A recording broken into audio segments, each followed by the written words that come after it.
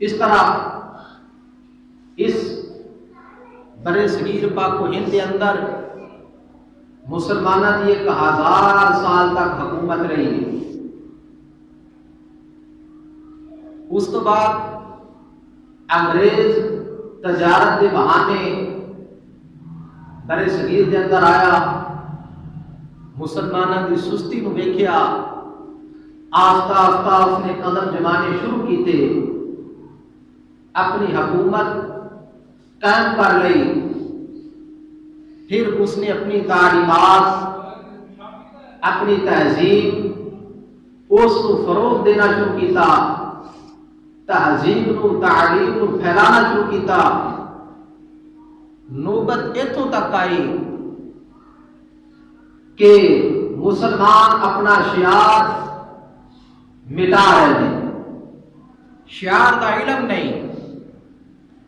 قرآن و سنت تو دور ہو رہے ہیں، مسجد اور مندر کو ایک مقام دیتا جا رہا ہے۔ رسول کریم علیہ السلام کی پاک ذات سے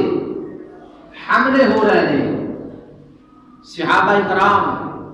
اہل بیت اطہار کی پاک ذات سے لوگ حملے کر رہے ہیں، لوگوں کے دلوں وچوں مصطفیٰ کریم علیہ السلام کی محبت نو کڈیا جا رہا ہے،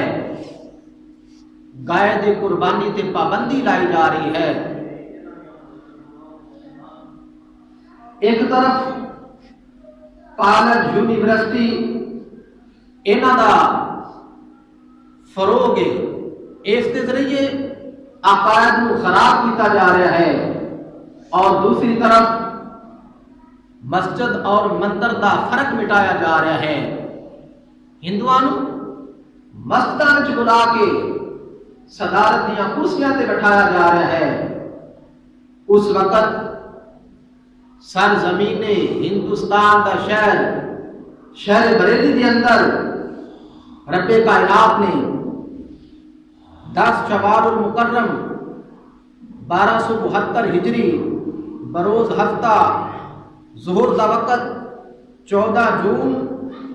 1856 اس وقت نو اللہ کریم نے آقا حضرت عظیم البرکت مجدد دین و ملت پروانہ شمع رسالت امام عاشقاں امام اعظم ابو حنیفہ دے علم دے وارث،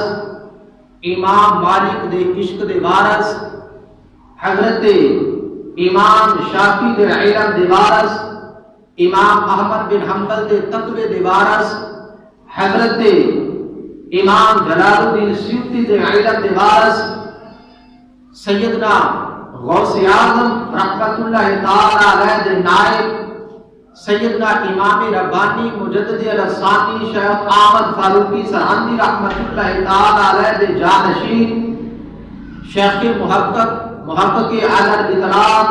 شیخ عبدالحق محدث دہلوی رحمت اللہ تعالی علیہ دے علم دے وارث، جس کو دنیا امام احمد رضا دے نام تو پکارتی۔ آپ پیدا ہو گئے، آپ کا تاریخی نام المختار رکھا گیا اور پیدائشی نام محمد رکھا گیا، اور آپ کے دادا آپ کو احمد رضا دے نام تو پکارتے۔